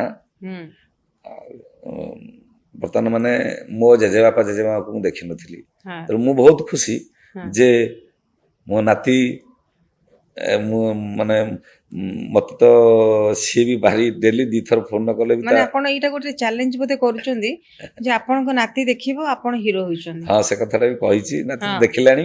ଦେଖିଲେଣି? ଏଇ ବର୍ଷ ଯାତ୍ରା ପଡିଥିଲା ଘର ପାଖରେ, ସେ ଗୋଟେ ଭିକ ମଗା ସିନ୍ ଅଛି, ତାକୁ ହଁ ତା ଅଜା ଜବରଦସ୍ତି ନେଇଯାଇ ମତେ ଭିକ ଦିଆ କରୁଛି। ଆଉ ଯାହା ବି ସିଏ ଗୋଟେ ଖୁସିର ମୁହୂର୍ତ୍ତ। ହୁଁ ଆହୁରି ଗୋଟେ ସ୍ୱପ୍ନ ମୋର ଅଛି, ହଁ ସ୍ୱପ୍ନ ଥିଲା ମୋ ନାତି ଦେଖିବ ହିରୋ କରୁଛି ଯେ, ହୁଁ ଆଉ ଗୋଟେ ସ୍ୱପ୍ନ ମୋର ଅଛି ମୋ ନାତିକୁ ବାହାଘର କରିବି ମୁଁ ମରିବି। ବାହାର କରିବେ ମାନେ ମୋ ଆପଣଙ୍କର ନାତି ବାହାଘର ହେବା ପର୍ଯ୍ୟନ୍ତ ମୁଁ ଅଛି। ଆଚ୍ଛା ମାନେ ଆପଣଙ୍କର ଏଇଟା ଗୋଟେ ଷ୍ଟ୍ରଙ୍ଗ ୱିଲ୍ ପାୱାର ଯୋଉଟା କି ଆପଣଙ୍କ ପାଖରେ ଅଛି, ଯୋଉଥିପାଇଁ ବୋଧେ ସେଇଥିପାଇଁ ଆପଣ ଏତେ ଦିନ ଯାଏ ହିରୋ ହେଇ ଚାଲିଛନ୍ତି। ଆପଣ ଧଉଳିରେ ଅନେକ ଦିନ କାମ କଲେ, ଆଉ ତାପରେ ଆପଣ ଚେଞ୍ଜ କରିଦେଲେ, ଅଲଗା ଯାତ୍ରା ପାର୍ଟିକୁ ଚେଞ୍ଜ କଲେ, କଣ କାରଣ ହେଇଥିଲା? ଦେଖନ୍ତୁ, ଫାଷ୍ଟ ତ ମୋର ଏଣ୍ଟ୍ରି ଥିଲା ଜଗଦ୍ଧାତ୍ରୀ ଗଣନାଟ୍ୟ। ଆଜି ମାଇଲେଜ ଦେଇଛି ବା ସମାଜରେ ମତେ ଗୌର ଦାସ ବୋଲି ପରିଚିତ କରେଇଛି ଧଉଳି ଗଣନାଟ୍ୟ। ହୁଁ ଧଉଳି ଗଣନାଟ୍ୟର ପ୍ରଯୋଜକ ଥିଲେ ବିପିନ ବିହାରୀ ଦେଓ। ସେ ମତେ ପୁଅ ଭଳି ଭଲ ପାଉଥିଲେ। ଯେହେତୁ ସେ ଏକ୍ସପର୍ଟ କରିଗଲେ, ଆଉ ଯୋଉମାନେ ମ୍ୟାନେଜମେଣ୍ଟ ବୁଝିଲେ, ମତେ କାହିଁ ସେତେ ଭଲ ଲାଗିଲା ନାହିଁ। ମୁଁ ଟିକେ ପରିବେଶକୁ ଆଗେ ଧ୍ୟାନ ଦିଏ, ଭଲ ଲାଗିଲାନି ବୋଲି ଛାଡିଲି। ଆପଣ ଆଉ ଶିବାନୀରେ ଗୌରଦାସ ବେଶୀ କଣକୁ ବେଶୀ ଗୁରୁତ୍ୱ ଦିଅନ୍ତି, ବେଶୀ ପରିବେଶକୁ ନା ପ୍ୟାକେଜକୁ, ସାଲାରୀକୁ? ନାଇଁ, ପରିବେଶକୁ। ପ୍ୟାକେଜ ତ ଅଟୋମେଟିକ ମିଳୁଛି, ହୁଁ ମୁଁ ଏଇଠି ଅଛି, ଆଉ ଗୋଟେ ମାଲିକ ବି ମତେ ଅଧିକ ଯାଚୁଛି, କିନ୍ତୁ ସବୁ ପରେ ମୁଁ ବହୁତ 2-4ଟା 5ଟା ଅନୁଷ୍ଠାନରେ ବୁଲିଲିଣି, ମତେ କାହିଁ ପରିବେଶ ଭଲ ଲାଗେନି। 2ଟି ପାର୍ଟି ମତେ ଭଲ ଲାଗିଲା, ଯେତେବେଳେ ଆମର ବିପିନ ବିହାରୀ ଦେବ ଥିଲେ, ଧଉଳି ପାର୍ଟି ଏବଂ ଶିବାନୀ ଗଣନାଟ୍ୟ। ଶିବାନୀ ଗଣନାଟ୍ୟରେ ଆଗରୁ ମୁଁ 4 ବର୍ଷ ଥିଲି। ହଁ। ତାର ପ୍ରଯୋଜକ ଟୁନା ବାବୁ, ସୁଶାନ୍ତ କୁମାର ଦାସ, ଟୁଟୁ ବାବୁ, ପ୍ରଦୀପ ବଳ ସାମନ୍ତ, ଯିଏକି ବର୍ତ୍ତମାନ ବୟନ ଶିଳ୍ପ ମନ୍ତ୍ରୀ ଅଛନ୍ତି। ଏ 2 ଜଣ ମତେ ବହୁତ ଭଲ ପାଆନ୍ତି ଏବଂ ଯିଏ ପାର୍ଟିକୁ ବୁଝୁଛନ୍ତି, ହୁଁ ଟୁନା ଦାସ ତାଙ୍କ ସାନ ଭାଇ ପୂର୍ଣ୍ଣ ବାବୁ, ସେ ସବୁବେଳେ ପାର୍ଟି ପାଖରେ ରୁହନ୍ତି। ସିଏ ବହୁତ ମାନେ ମତେ ନିଜ ଭାଇ ଭଳିଆ ଭଲ ପାଆନ୍ତି। ସିଏ କାହିଁ ଭଲ ପାଆନ୍ତି ନା, ସିଏ ଦେଖନ୍ତି ଯେ ଏଇ ଲୋକର ଗର୍ବ ନାହିଁ, ଅହଙ୍କାର ନାହିଁ। ମୁଁ ଏଇଠି ବସିଯିବି, ଡ୍ୟାନ୍ସ ପିଲାଟା ଆସି ପାଖରେ ବସିଲେ, ଭାଇ ଏଇଟା କଣ ମୁଁ ପଚାରିବି, ତାଙ୍କୁ ବୁଝେଇବି। ମୁଁ ସବୁବେଳେ ଚାହେଁ ଆମେ ଯେତେ ଦିନ ବଞ୍ଚିବୁ, ଯୋଉ ଅନୁଷ୍ଠାନରେ ଥାଉ, ଯୋଉଠିକି ଯାଉ, ଆମେ ଭଲ ରହିବୁ, ହସ ଖୁସି ରହିବୁ, କାହା ଭିତରେ ବାଦ ବିବାଦ ନ ରହୁ। ଆମେ ତ ମଣିଷ, ଆମେ କାମ କରିବୁ, ପଇସା ନବୁ, ଆମ ଘର ଚଳେଇବୁ। ଏଠି ଆମେ ହିଂସା, ଯିଏ ମାନେ କର୍ମ ନେଇ ଫଳ, ଯିଏ ଯେମିତି କର୍ମ କରିବ ତାକୁ ସେମିତି ଫଳ ମିଳିବ। ତେଣୁ ମୁଁ ଜଣଙ୍କ ଉପରେ କାହିଁ ঈର୍ଷା କରିବି? ସିଏ ତା କର୍ମ ନେଇକି ସିଏ ନାଁ କରୁଛି, ସିଏ ଅଭିନୟ କରୁଛି, ଏଗୁଡ଼ା ଭଗବାନଙ୍କର ଦାନ। ତେଣୁ ମତେ ସମସ୍ତେ ଭଲ ପାଆନ୍ତି। ଆଉ 2ଟି ଅନୁଷ୍ଠାନ ମୁଁ ବହୁତ ଲାଇକ୍ କରିଛି, ଗୋଟେ ଧଉଳି ଗଣନାଟ୍ୟ, ଆଉ ହେଲା ଶିବାନୀ ଗଣନାଟ୍ୟ। ଶିବାନୀ ଗଣନାଟ୍ୟ। ବର୍ତ୍ତମାନ ଶିବାନୀ ଗଣନାଟ୍ୟରେ ଆପଣ କେତେ ଟଙ୍କା ଇନକମ୍ କରୁଛନ୍ତି? ଏ ଟଙ୍କା କଥା ତ ଶୁଣନ୍ତୁ, ମୁଁ ଗୋଟେ କହିଦେଇଥିଲି ନ୍ୟୁଜରେ, କୋଉ କହିଦେଇଥିଲି, ମାନେ ସିଏ ମତେ ବାଧ୍ୟ କଲେ, ତେଣୁ ମୁଁ କହିପାରିବିନି, କିନ୍ତୁ ଭଲ, ମୋ ଆଶାତୀତ, ଯୋଉଟା ମୁଁ ଭାବିନଥିଲି ମୁଁ ଆଜି ଏତିକି ପଇସା ଇନକମ୍ କରିବି। ୟା ପୂର୍ବ ଅପେରାରେ ପାଉଥିଲେ ସେତିକି ନା? କିଛି କମ ଥିଲା, ଏଇଠି ବଢିଲା। ହଁ, ନାଇଁ ବର୍ତ୍ତମାନ ଯଦି ଦେଖାଯିବ, ଦର୍ଶକ ଟିକେ ଯାତ୍ରା ଆଡ଼କୁ ବର୍ତ୍ତମାନ ମୁହୁଁଛନ୍ତି, କାହିଁକି ନା ଆମର ଯେଉଁ ଓଡ଼ିଆ ଫିଲ୍ମ ଇଣ୍ଡଷ୍ଟ୍ରିରେ ବହୁତ ଷ୍ଟ୍ରଗଲ୍ କରିବାକୁ ପଡ଼ୁଛି, ହଲ୍ ନାହିଁ, ଫିଲ୍ମ ଚାଲୁନି। ସେ କ୍ଷେତ୍ରରେ ପାରିଶ୍ରମିକ ଦୃଷ୍ଟିକୋଣ ଦେଖିବାକୁ ଗଲେ ଏତେ କିଛି ମିଳୁନି, କିନ୍ତୁ କହୁଛନ୍ତି ଯେ ଯେଉଁ ଯୁବ ସମାଜ ବର୍ତ୍ତମାନ ଯାତ୍ରାକୁ ଯାଉଛନ୍ତି, ସେମାନେ ଭଲ ଅର୍ଥ କମାଉଛନ୍ତି। ସତ କଥାଟା? ନାଇଁ, ଯୁବ ସମାଜ ହଉ କି ବୟସ୍କ ଲୋକ ହଉ, ଗୋଟିଏ କଥା ଆଗରୁ ଥିଲା, ବହୁତ ଚଳଚ୍ଚିତ୍ର ଡିମାଣ୍ଡ ଥିଲା, କାହିଁକି ନା ସେତେବେଳେ ଏଣ୍ଟରଟେନମେଣ୍ଟ ମାଧ୍ୟମ ଆଉ କିଛି ନଥିଲା। ଯାତ୍ରା ବି ଥିଲା, କିନ୍ତୁ ଫିଲ୍ମକୁ ବହୁତ ଗୁରୁତ୍ୱ ଦଉଥିଲେ। କିନ୍ତୁ ବର୍ତ୍ତମାନ କଣ ହେଲା ନା, ଇନକମ୍ ଫିଲ୍ମରେ କୋଉଠି, ହଲ୍ ଚାଲିଲେ ଇନକମ୍। ଯେହେତୁ ବର୍ତ୍ତମାନ ହଲ୍ ହେଇଗଲା ପକେଟରେ, ହଲ୍ ହେଇଗଲା, ତେଣୁ ହଲ୍ କେହି ଗଲେନି। ଗୋଟେ ପ୍ୟାକେଜ, ବର୍ଷିକିଆ ପ୍ୟାକେଜ ପକେଇଦେଲା, ଆମେ ୟୁଟ୍ୟୁବରେ ଦେଖିଲେ ଫିଲ୍ମ, ଦେଖିଲେ ଯାତ୍ରା, ଦେଖିଲେ ଖେଳ। ତେଣୁ ଫିଲ୍ମ କମିବାର କାରଣ ଯେ ଫିଲ୍ମ ଖରାପ ହେଇଯାଇଛି ସେ କଥା ନୁହଁ, ମେନ୍ ହେଉଛି ଲୋକଙ୍କର ସମୟ ଅଭାବ, ହଲ୍ ନାହିଁ। କିନ୍ତୁ ଯାତ୍ରାଟା ଲାଇଭ୍ ଶୋ, ଯାତ୍ରା ଆଗରୁ ବି ଭଲ ପାଉଥିଲେ, ଏବେ ବି ଭଲ ପାଉଛନ୍ତି। ଯାତ୍ରାର ଡିମାଣ୍ଡ ବଢି ଚାଲିଛି। ଯାତ୍ରା ସେତେବେଳେ କମ୍ ଖର୍ଚ୍ଚରେ ହଉଥିଲା, ଏବେ ବେଶୀ ଖର୍ଚ୍ଚ ହଉଛି। ଆଉ ଯୋଉ କଳାକାରଙ୍କର ଯାତ୍ରାର ମାନ ଟିକେ କମିଛି କି? ନାଇଁ, କାରଣ ନାଇଁ। ଆଗରୁ ଯାତ୍ରାରେ ଯେମିତି ଆପଣ କହୁଥିଲେ ଗୀତିନାଟ୍ୟ ହଉଥିଲା, ପାଲା ହଉଥିଲା, ବର୍ତ୍ତମାନ ଦେଖିବାକୁ ମିଳୁଛି ଯାତ୍ରାର ଅନେକ ଅଶ୍ଳୀଳତା ଭରିଛି। ଆପଣ ମତେ କୁହନ୍ତୁ, ଆପଣଙ୍କ ଫ୍ୟାମିଲିର ପରିବାରରେ ଯଦି ଆଚ୍ଛା, ମୁଁ ଗୋଟେ ଲୋକ ସମସ୍ତଙ୍କୁ ନେଇକି ଆପଣ ଯାଇପାରିବେ? ବର୍ତ୍ତମାନ ଯୋଉ ଡ୍ୟାନ୍ସ ସବୁ ହଉଛି, ଶୁଣନ୍ତୁ, ହଁ ମୁଁ ଗୋଟେ କଥା କହୁଛି, ଅଶ୍ଳୀଳତା କଥା ଯୋଉ କଥା କହିଲେ, ଯୋଉ ଚଳଚ୍ଚିତ୍ର କଥା ଦେଖୁନାହାନ୍ତି, ହଲିଉଡ ବଲିଉଡ ଯୋଉ ସବୁ ଯାତ୍ରା ହଉ ସରି ଫିଲ୍ମ ହଉଛି, ସେଥିରେ ତ ଯେତେ ସର୍ଟ ଯିଏ ପିନ୍ଧିବ ସିଏ ସେତେ ହିଟ୍ ନାୟିକା। ତ ଯାତ୍ରା କଣ ତାପରେ ରହିଲା ଯୋଉଟା ନାଇଁ, କଥା ଯାତ୍ରା କହୁଛି, ଟିକେ ଅଧିକ ହେଇଯାଉଛି ଏବେ। ନାଇଁ ଏ ଯୋଉଟା କିଛି ଦିନ ଆମେ ଯେତିକି ଭିଡିଓ ସେଇଟା ଦେଖୁଛୁ, ଯାତ୍ରା ଭିତର ଲୋକ ଟିକେ ସେମାନେ ନୁହନ୍ତି। ଅଧିକ ଲାଗୁଛି, ମାନେ ଏକ୍ସେସ ଲାଗୁଛି, ମାନେ ଘରେ ସମସ୍ତଙ୍କୁ ନେଇକି ଗଲା ଭଳିଆ ସିଚୁଏସନ ବୋଧେ ନାଇଁ ରହିଯାଉଛି। ଶୁଣନ୍ତୁ, ସେଇଟା ଯାତ୍ରା ଭିତର ଲୋକ ନୁହନ୍ତି, ସେମାନେ ଗେଷ୍ଟ ହେଇକି ଆସୁଛନ୍ତି। ହୁଁ। ଦେଖନ୍ତୁ, ଆମେ ସମସ୍ତେ କଳାକାର, ସିଏ ବି ଗୋଟେ କଳାକାର, ସେମାନେ ବି କଳାକାର। ୟାର ଭୁଲ ହଉଛି ଦର୍ଶକଙ୍କର। ଦର୍ଶକ କାହିଁ ତାକୁ ଦେଖୁଛନ୍ତି? ଦର୍ଶକ ଅଶ୍ଳୀଳତାକୁ ଦେଖିବା ପାଇଁ ପସନ୍ଦ କଲା ବେଳକୁ ସେମାନେ କରୁଛନ୍ତି ଅଶ୍ଳୀଳତା। ମୋ କହିବା କଥା, ଜଣେ ମଣିଷ, ଜଣେ କଳାକାର ଇଚ୍ଛା କରିକି କିଛି କରିବ କି? ତେଣୁ ମୋ କହିବା କଥା, ସେମାନେ ବି ପେଟ ପାଇଁ ଆସିଛନ୍ତି, ଆମେ ବି ପେଟ ପାଇଁ ଆସୁଛନ୍ତି। ତଥାପି ମୋର ସମସ୍ତଙ୍କୁ ଅନୁରୋଧ, ଯେହେତୁ ଆମେ ସାମାଜିକ ପ୍ରାଣୀ, ମଣିଷ, ଆମେ ଏମିତି କଳା ପରିବେଷଣ କରିବୁ ଯୋଉଟାକି ଦର୍ଶକକୁ ଭଲ ଲାଗିବ, ସମସ୍ତଙ୍କର ଭଲ ପାଇବା ରହିବ, କେହି ଆମ ପଛରେ ଶୋଧିବେନି, କେହି ଖରାପ ଭାବିବେନି। ପଇସା କ'ଣ ଆମେ ଦେଖନ୍ତୁ, ଆମର ଯିଏ ରାସ୍ତାରେ ଝାଡୁ ମାରୁଛି ବି ସେ ପଇସା ଇନକମ୍ କରିପାରୁଛି, ସେ କ'ଣ ମଣିଷ ନୁହଁ? ତେଣୁ ଆମେ ମଣିଷ, ପେଟ ପାଇଁ ଖାଇବା। ଅଶ୍ଳୀଳତାକୁ ରୋକିବା ପାଇଁ ବର୍ତ୍ତମାନ ଗଭର୍ଣ୍ଣମେଣ୍ଟ ଗୋଟେ ପଦକ୍ଷେପ ନେଲା, ଠେଙ୍ଗା ପୂଜା କରାହଉଥିଲା। ୟା ବିଷୟରେ ଆପଣଙ୍କର କ'ଣ ମତ ରହୁଛି? ଆଜ୍ଞା ଦେଖନ୍ତୁ, ବିଭିନ୍ନ ମଣିଷ ବିଭିନ୍ନ ତରିକାରେ, କିଏ ଆଗକୁ ଯିବ କେମିତି ଗୋଟେ କଣ୍ଟ୍ରୋଭର୍ସି କରି ମୁଁ ଆଗକୁ ଯିବି, ସିଏ ଶୁଣନ୍ତୁ, ଠେଙ୍ଗା ପୂଜା କ'ଣ ସେ ଠେଙ୍ଗାରେ ବାଡ଼େଇ ଦେବେ କି? ନାହିଁ। ଗୋଟେ ଯେତେବେଳେ ସରକାର ଗାଇଡଲାଇନ କଲେ, ମୋ କହିବା କଥା, ଫିଲ୍ମରେ ୟାଠୁ ଆହୁରି ଅଶ୍ଳୀଳତା ହଉଛି, କିନ୍ତୁ ସେଟା ଆମେ ପର୍ଦ୍ଦାରେ ଦେଖୁଛୁ। ଏଟା ଲାଇଭ୍ ଶୋ, ହଁ। ଡାଇରେକ୍ଟ ଆମେ ଦେଖୁଛୁ, ଲୋକ ମା ଭଉଣୀ ଝିଅ ପୁଅକୁ ଧରି ବସିକି ଦେଖୁଛନ୍ତି। ତେଣୁ ମୋର ଅନୁରୋଧ, ଆମେ ଯୋଉଟା କି ସମାଜକୁ ଚଳନୀୟ, ସମାଜରେ ଲୋକ ଭଲ ପାଇବେ, ବାପା ମା ବସି ଦେଖିପାରିବେ, ଆମେ ସେତିକି କହିବୁ। ସବୁ କଳାକାରକୁ ମୁଁ ଏଇଟା ଅନୁରୋଧ କରୁଛି। ମୋ କହିବା କଥା, ଖାଲି ଯେ ଅଶ୍ଳୀଳ କରି ନାଚିଲେ ଇଏ କଲେ କ'ଣ ଲୋକଙ୍କୁ ଭଲ କହିବେ? ଆମେ ପୁଣି ନାଟକ କାନ୍ଦିକି ଲୋକଙ୍କ ମନ କିଣି ପାରୁଛୁ ନା ନାହିଁ? ତେଣୁ ମୋର ସମସ୍ତ କଳାକାରକୁ ଅନୁରୋଧ, ସମାଜ ଯୋଉଟା ଗ୍ରହଣ କରୁଛୁ ଆମେ ସେଇଟା କରିବା। ଆପଣ ତ ପରିବାରକୁ ସମୟ ଦେଇପାରନ୍ତିନି, କେବଳ ମୁଁ ଆପଣଙ୍କ କଥା କହୁନି, ଯେତିକି ଜଣ ଯାତ୍ରା ରହୁଛନ୍ତି ସେମାନଙ୍କର କଣ୍ଟ୍ରାକ୍ଟ ହେଇଯାଇଥାଏ, ସେମାନେ ଏତିକି କରିବେ। ଆପଣ ପ୍ରାୟ ସବୁଦିନ ରହେ ଯାତ୍ରା, ନା କିଛି କିଛି ଦିନ ଗ୍ୟାପ୍ ରହେ? ନାଇଁ, ଗ୍ୟାପ୍ ନାହିଁ। ନାଟକର ପ୍ରାୟ ଗୋଟେ ଗୋଟେ ଫାଙ୍କା ଦିଆଯାଏ, କିନ୍ତୁ ମୋ କ୍ଷେତ୍ରରେ ମୁଁ ଦେଖିଛି ବହୁତ କମ୍। 30 ବର୍ଷ ଭିତରେ ମୁଁ ଫାଙ୍କା ପାଇବା ରେୟାର। ଆଉ ମାସରେ ପ୍ରାୟ ଆପଣଙ୍କର କେତେ ଦିନ ଯାତ୍ରା ପଡେ? ମାସରେ ମାନେ ମାସ ତ ମାସ ଚାଲିଛି, ମାନେ 365। daily, ମାନେ ଆପଣଙ୍କୁ ଟିକେ ଲାଗେନି, ମାନେ ଗୋଟେ ଅଡ୍ ସିଚୁଏସନ ଆସେନି? ଆସେ, ପ୍ରତ୍ୟେକ ଦେହ ଦିନ ଖରାପ ଆପଣ ହୁଏ, ରାତି ଖରାପ, ଦେହ ହଁ। ଖରାପ ହୁଏ। ଦେହ ଖରାପ ହେଲେ କ'ଣ କରନ୍ତି? କେମିତି ଦେହ manage ଖରାପ କରନ୍ତି? ହେଲେ ଇଞ୍ଜେକ୍ସନ ଦିଆଯାଉଛି। କ'ଣ କରିବ? ରାତିରେ ଗୋଟେ ନାଟକର ନାଁ ହଉଛି କେତେ କାନ୍ଦିବୁରେ ଗୌରଦାସ। ହୁଁ। ଗୌରଦାସ ନ ରହିଲେ କିଏ ଦେଖିବ? ହଁ। ମୁଁ ଗୋଟେ ନାଟକ ଥିଲା, ଯେତେବେଳେ ଗୌରଦାସର ଦେହ ଖରାପ ହଉଛି, ସେତେବେଳେ କ'ଣ ହଉଛି? ଦେହ ଆଜି ପର୍ଯ୍ୟନ୍ତ ଭଗବାନଙ୍କ ଆଶୀର୍ବାଦରୁ ସେମିତି କିଛି ସିରିୟସ୍ ହେଇନାହିଁ। ହଁ। ଏମିତି ଥଣ୍ଡା ଜ୍ୱର ରହିଛି, ତାକୁ ମେଡିସିନ ଖାଇକି ଆମେ ମ୍ୟାନେଜ କରୁଛୁ। ହୁଏତ ଯୋଉ ଫୋର୍ସରେ ଖଟିବା କଥା ଟିକେ କମିଯାଏ। 2012 ମସିହା ବାପା ଚାଲିଗଲେ, ସେ କଥା ବି କହିଛି, ଭାରି ଦୁଃଖର କଥା। ମଞ୍ଚକୁ ଯିବି 12ଟା 12:30 ଆମ ଯାତ୍ରା ଆରମ୍ଭ ହୁଏ। ବାପା ଚାଲିଗଲେ 11:15 ଖବର ପାଇଲି। କହି ମନୋରମ ଗୋରକର କଟକ କିଶନନଗର ଯାତ୍ରା ହଉଥିଲା। ସେ ଯୋଉ ସିଚୁଏସନ, ମାନେ ରାତି ଯାକ ମୁଁ କେମିତି ନାଟକ କରୁଛି, କ'ଣ କରୁଛି ମୁଁ ଜାଣିନାହିଁ। ନାଟକ ସରିଲା ପରେ ଗାଡ଼ି ଷ୍ଟାର୍ଟ ହେଲା, ମୁଁ ଗଲି ଘରେ, ଯାଇ ସକାଳେ ବାପାଙ୍କ ଶବଦାହ ହେଲା। ତେଣୁ ସେ ଯୋଉ ଜୀବନ କଷ୍ଟ ପୁଣି ଆସି ଯାତ୍ରା କରୁଛି। ମା ମଲେ ମୁଁ 11 ଦିନ ଯାଇପାରିଲି ନାହିଁ, 10 ଦିନ ଯାଇପାରିଲି ନାହିଁ। ବ୍ରହ୍ମପୁରରେ ପାଠ ଥିଲା, ପୁରୀ ଆସିକି ଶୁଦ୍ଧ ହେଇକି, ସେ ବି ହୁଏତ ମୋ ମାଆଙ୍କର ଗୋଟେ ଇଚ୍ଛା ଥିଲା। ମୋ ମା ବି ଥରେ କହିଥିଲେ ଯେ ତୁ ମୋର ପିଣ୍ଡ ଦେବୁ 22 ପାହାଚରେ। ଯାହା ହଉ ତାଙ୍କର ବି ଆଶା ପୂରଣ ହେଲା। 22 ମୁଁ ପିଣ୍ଡ ଦେଲି, ଆଉ 10 ଜଣ ବୈଷ୍ଣବ 10 ଜଣ ବ୍ରାହ୍ମଣକୁ ଅନ୍ନଦାନ କଲି। ସିଏ ବି ଗୋଟେ ମାଙ୍କର ଆଶା ଥିଲା, ମାଙ୍କର ଆଶା ବି ହୁଏତ ପୂରଣ ହେଲା।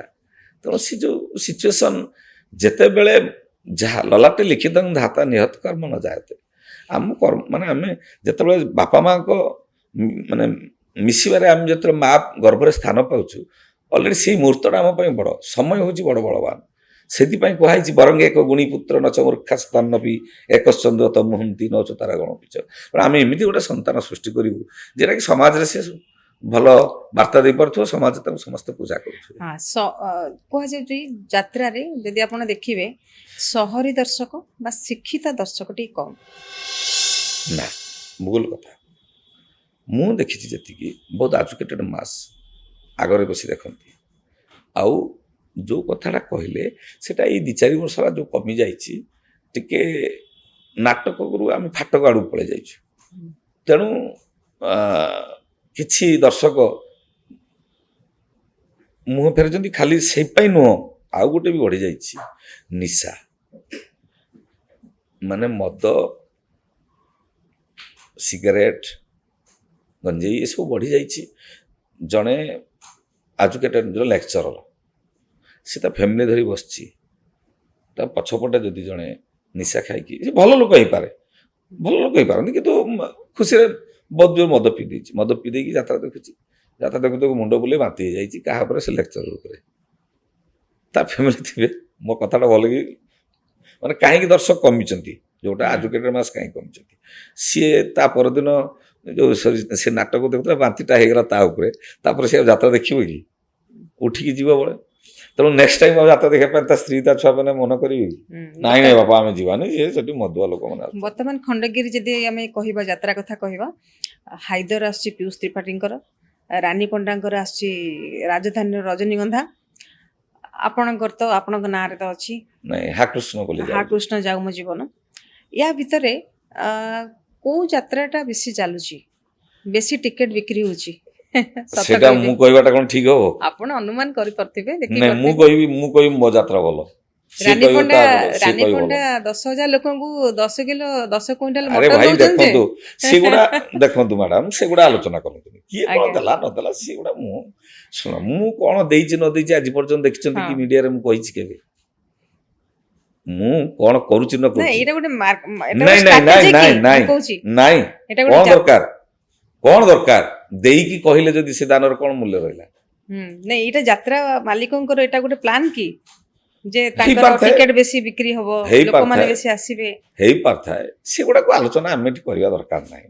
କାହିଁକି କହୁଛି, କିଏ କୋଉ ତରିକାରେ ନାଁ କରୁଛି? ମନ୍ଦିର ତୋଳିଲେ ନା, ରାସ୍ତାରେ ଝାଡା ବସିଲେ ନା, ଏଥିରୁ ଯାହା ବୁଝିବା କଥା ବୁଝନ୍ତୁ।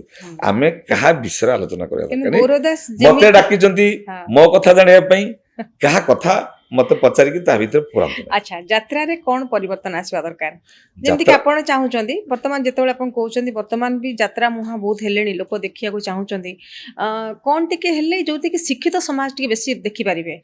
ଦେଖନ୍ତୁ, ମୁଁ ଏଇ ବର୍ଷ କଥା କହୁଛି, କିଛିଟା ପରିବର୍ତ୍ତନ ଯେ ରେକର୍ଡ ଡ୍ୟାନ୍ସ କଥା କହୁଛନ୍ତି। ରେକର୍ଡ ଡ୍ୟାନ୍ସରେ ସବୁ ପାର୍ଟିରେ ପ୍ରାୟ ରାମାୟଣ, ମହାଭାରତ, ଆଉ ବହୁତ ପୁରୁଣା କଥା ଯେଉଁ ଜିନିଷ ଗୁଡ଼ା, ଯେଉଁ ଦାସକାଠିଆ ପାଲା, ତାହା ଭିତରେ ସବୁ ଟଚ୍ ଦିଆଯାଉଛି ଡ୍ୟାନ୍ସରେ, ଯେଉଁଟାକି ଲୋକଙ୍କୁ ଭଲ ଲାଗୁଛି। ଲୋକ ବି ପରିବର୍ତ୍ତନଶୀଳ, ପରିବର୍ତ୍ତନ ହେଲେଣି। ରେକର୍ଡ ଡ୍ୟାନ୍ସ ମାନେ ଯେ ଖାଲି ଖରାପ ଡ୍ୟାନ୍ସ, ତାର ମାନେ ନୁହଁ। ମୁଁ କହୁଛି, ମୁଁ ଯେଉଁ ଅନୁଷ୍ଠାନ ରହିଛି, ଭଲ କି ଲକ୍ଷ୍ୟ କରନ୍ତୁ। ଆପଣ ହୁଏତ ଦେଖିନଥିବେ, ଯେଉଁମାନେ ଦେଖିଛନ୍ତି ତାଙ୍କଠୁ ଡାଟା ନିଅନ୍ତୁ। ମୋର ନାଟକରେ କିଛିଟା ମେସେଜ ଥିବ, ଆଉ ମୁଁ ବିଶେଷ କରି ସେଇ ଅଶ୍ଳୀଳତାକୁ ଧ୍ୟାନ ଦିଏ। ବିଶେଷ କରି କଷ୍ଟ୍ୟୁମ୍ ଆଉ ନାଚ, ଯେଉଁ ଗଡ଼ାଗଡ଼ି ଅମୁକ ତମୁକ, ସେଗୁଡ଼ାକୁ ବି ବେଶୀ ଧ୍ୟାନ ଦିଏ। ଯେ ନାଇଁ, ଆମେ ଯେତିକି ଗୋଟେ ଲଭ୍ ସିନ୍ ଅଛି, ଯେତିକି କଲେ ଲୋକଙ୍କୁ ଭଲ ଲାଗେ ଆମେ ସେତିକି କରିବୁ।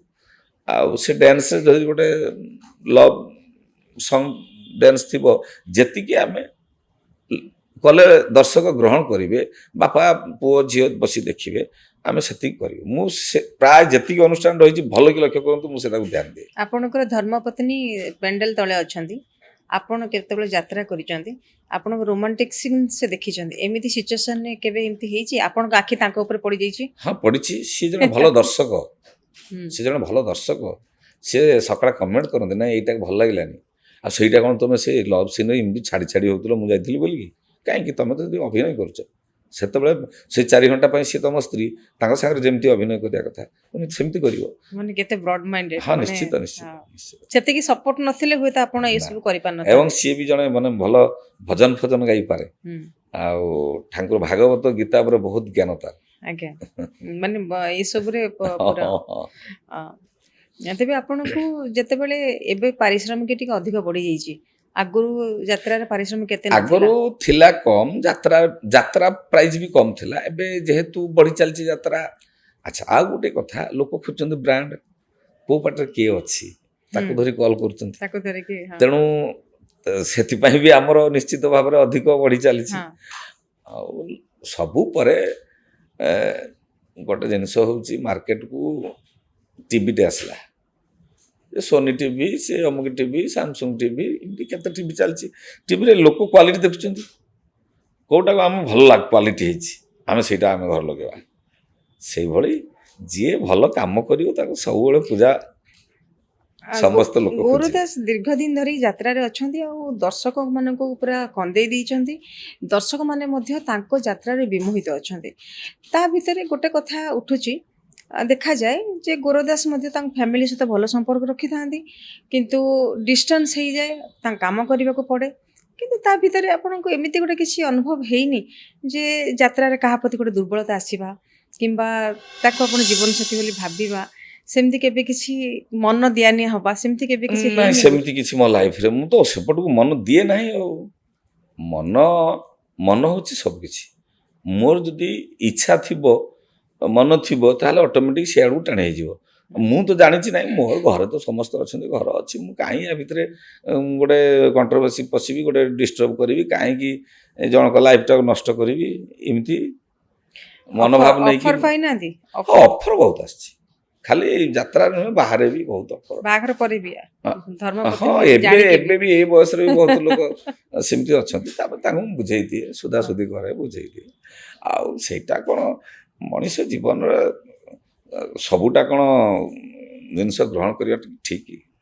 ଯେମିତି ଆପଣ ଦେଖୁଛନ୍ତି ଖଣ୍ଡଗିରିରେ ବର୍ତ୍ତମାନ ଅନେକ କିଛି ଚର୍ଚ୍ଚା ଆସୁଛି, ଯେମିତିକି ଗୋଟେ ପଟେ ସାଧୁ ସନ୍ଥ ରହୁଛନ୍ତି, ଆର ପଟେ ଠେଙ୍ଗା ପାହାରକୁ ନେଇକି ତାକୁ ମଧ୍ୟ ଆଲୋଚନା ଚାଲିଲା, ଗୋଟେ ପଟେ ଅଶ୍ଳୀଳ ନୃତ୍ୟ ବନ୍ଦ ହେବା ଦରକାର, ତାକୁ ମଧ୍ୟ ନେଇକି ଚାଲିଲା।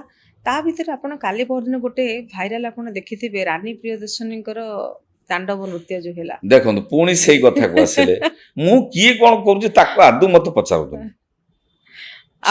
ଆପଣ ଅଶ୍ଳୀଳତା ବିଷୟରେ ଆପଣ କ'ଣ କହିବେ? ଅଶ୍ଳୀଳତା ବନ୍ଦ ହବା ଦରକାର କି ନାହିଁ? ଯାତ୍ରାରେ ଅଶ୍ଳୀଳତା କ'ଣ ମୁଁ ଜାଣିନି। ବର୍ତ୍ତମାନ ଓଡିଶା ଗଭର୍ଣ୍ଣମେଣ୍ଟ ଯାହା ନଉଛନ୍ତି ଷ୍ଟେପ୍ ଭଲ ହଁ, ନା କାହିଁ ନିଶ୍ଚିତ ଭଲ? ଭାବରେ ମୁଁ ଯୋଉ ଅନୁଷ୍ଠାନ ରହିଛି, ମୁଁ ଅଶ୍ଳୀଳତା କ'ଣ ଜାଣିନି। ଯଦି କୋଉଠି କ'ଣ ଅସୁବିଧା ହଉଛି ତାକୁ ସରକାର ଅଛନ୍ତି ଆପଣଙ୍କ ବୁଝିବେ। ପାର୍ଟି ଆଲାଉ କରନ୍ତି କି ନାହିଁ? ନାଇଁ, ମୁଁ ଯୋଉ ଅନୁଷ୍ଠାନ ରହିଛି, ମୁଁ ଆଜି ପର୍ଯ୍ୟନ୍ତ କୌଣସି ଇଏକୁ ଆଲାଉ କରିନି। ଆପଣଙ୍କର କେତେବେଳେ ଯୋଉମାନେ ବି ଆସିଛନ୍ତି, ମୁଁ ତାଙ୍କୁ ବି ଅନୁରୋଧ କରେ, ନାଇଁ ଭାଇ ତମେ ଆସିଛ, ମୁଁ ଯେହେତୁ ଏଠି ଅନୁଷ୍ଠାନରେ ଅଛି, ତମେ ଯେତିକି ଆମ ଦର୍ଶକଙ୍କୁ ଭଲ ଲାଗିବ ସେତିକି କର। ସେମାନେ ବି ମାନିକି ଯାଆନ୍ତି, ମତେ ବହୁତ ସମ୍ମାନ ଦିଅନ୍ତି। ମୁଁ କାହିଁକି କାହା କଥା କହିବି? ଆପଣଙ୍କର ଯୋଉ ବହିରେ ଅଡିଏନ୍ସ ପୁରା ଫୁଲ ଥାନ୍ତି ନା? ଏମିତି କେବେ ସିଚୁଏସନ ହେଇଛି ଯେ ଦର୍ଶକ ନାହାନ୍ତି? ଗୋଟେ ଗୋଟେ ସମୟରେ ଆପଣଙ୍କୁ ଲାଗିଛି ଯେ ମୁଁ ଏତେ ପରିଶ୍ରମ କରୁଛି, ଦେଖିଲା ବେଳକୁ ଦର୍ଶକ ଆଜି ନାହାନ୍ତି, ଏତେ କମ ଦର୍ଶକ, ଆପଣଙ୍କ ମନୋବଳ ଟିକେ ଭାଙ୍ଗି ଯାଇନି ସେତେବେଳେ? ଶୁଣ, ପ୍ରତିବର୍ଷ ଯାତ୍ରା ହେଉଛି, ଯେତେବେଳେ ଯାତ୍ରା ବାହାରେ, ବର୍ଷା ଦିନିଆ ବାହାରେ, ସେତେବେଳେ ଟିକେ ଟିକେ ଗୋଟେ ଗୋଟେ ଜାଗାରେ ବର୍ଷା ଲାଗି ରହିଲେ ଲୋକ କ'ଣ ଯାତ୍ରା ଦେଖି ଆସିବେ? ସେ କମ୍ ହେଇଯାଏ ଟିକେ ଟିକେ। ବାକି ସିଜିନ୍ ଯୋଉଗୁଡ଼ା, ଏବେ ସିଜିନ୍, ଯାତ୍ରା ସିଜିନ୍, ଆପଣଙ୍କ ଦୁର୍ଗା ପୂଜାଠୁ ଚାଲିଲା ରଜ ପର୍ଯ୍ୟନ୍ତ, ସେ ପ୍ରାୟ ଚାରିଆଡ଼େ ଖଚା ଖଚା। ଆଉ ମୁଁ କ'ଣ, ମୁଁ କେତେ ଲୋକଙ୍କୁ ଭଲ ପାଏ, ଦର୍ଶକ ମୋତେ କେତେ ଭଲ ପାଆନ୍ତି, ଯେତେଟା ଅନୁଷ୍ଠାନ ବୁଲି ଆସିଛି, ସେ ମାଲିକମାନେ ଜାଣିଛନ୍ତି ମୁଁ ଯେଉଁ ଅନୁଷ୍ଠାନରେ ରହି ଆସିଛି ତାକୁ ଲାଭ ଦେଇଛି କି କ୍ଷତି ଦେଇଛି, ସେମାନେ କହିବେ। ଆଜି ପର୍ଯ୍ୟନ୍ତ କୋଉ ମାଲିକ କହିନାହାନ୍ତି ଗୌରଦାସକୁ ନେଇ ଆମେ କ୍ଷତି ସହିଛୁ। ଯାତ୍ରାର ହିରୋ ଆଉ ଓଡ଼ିଆ ଫିଲ୍ମର ହିରୋ ଭିତରେ କ'ଣ ଫରକ? ଦେଖନ୍ତୁ, ସେଟା ପରଦା ଉପରେ, ପରଦା ହିରୋ। ରିଅଲ ହିରୋ କିଏ? ଆମେ ଲାଇଫ୍ ଯଦି ଗୋଟେ ପରୀକ୍ଷା କରାଯିବ, କିଏ ୱିନ୍ କରିବ? ନା, ରିଏଲ ହିରୋ ମୁଁ କହିବି ଆମେ ନୁହଁ। କାହିଁକି? କଳାକାର ନୁହଁ। ମୁଁ ସମ୍ମାନ ଦିଏ ଯବାନକୁ, ସମ୍ମାନ ଦିଏ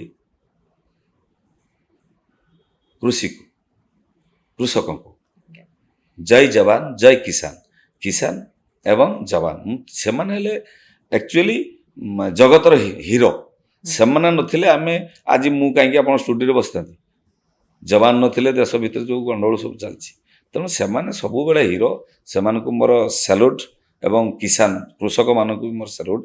ସେମାନେ ଯଦି ପରିଶ୍ରମ କରି ଶସ୍ୟ ଉତ୍ପାଦନ ନ କରିବେ ଆମେ ବଞ୍ଚିବୁ କେମିତି, ଆମର ଜୀବନ କେମିତି ଚର୍ଚ୍ଚା ହେବ। ତେଣୁ ଆମେ ହିରୋ କ'ଣ ନା କଳା ମାଧ୍ୟମରେ ଆମେ ହିରୋ, ଆମେ ରିଏଲ ହିରୋ ନୁହଁ, ଆମେ ଅଭିନୟ ନାଇଁ, କରୁଛୁ। ଆପଣ କେବେ ଓଡ଼ିଆ ଫିଲ୍ମ ଇଣ୍ଡଷ୍ଟ୍ରିରେ କାମ କରିବା କେବେ ଇଣ୍ଟରେଷ୍ଟେଡ ହେଇନାହାନ୍ତି?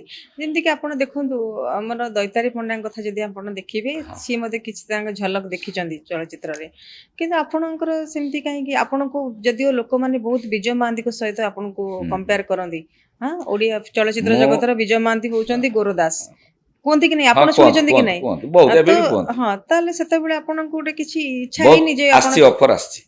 ହଁ। ସ୍ୱର୍ଗତ ହର ପଟ୍ଟନାୟକ ମୋତେ 2-3 ଥର ଅଫର ଦେଇଛନ୍ତି, କିନ୍ତୁ ଗୋଟିଏ କଥା ହେଉଛି କ'ଣ ନା ଆମେ ସମୟ ପାଉନ। ଗୋଟେ ଫିଲ୍ମ କରିବାକୁ ହେଲେ କିଛି ନହେଲେ ସେତେବେଳେ 2 ମାସ 2.5 ମାସ ଯାଉଥିଲା, 3 ମାସ ଯାଉଥିଲା। ଏବେ ତ ସବୁ ସର୍ଟ ଫିଲ୍ମ ହେଇଯାଉଛି, ମାସ ଗୋଟେରେ ହେଇଯାଉଛି।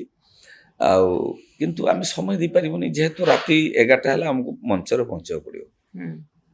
ମୁଁ କରୋନା ସମୟରେ ଗୋଟେ ସିରିଏଲ 3 ମାସ କରିଥିଲି, ଦିବ୍ୟ ଦୃଷ୍ଟିରେ।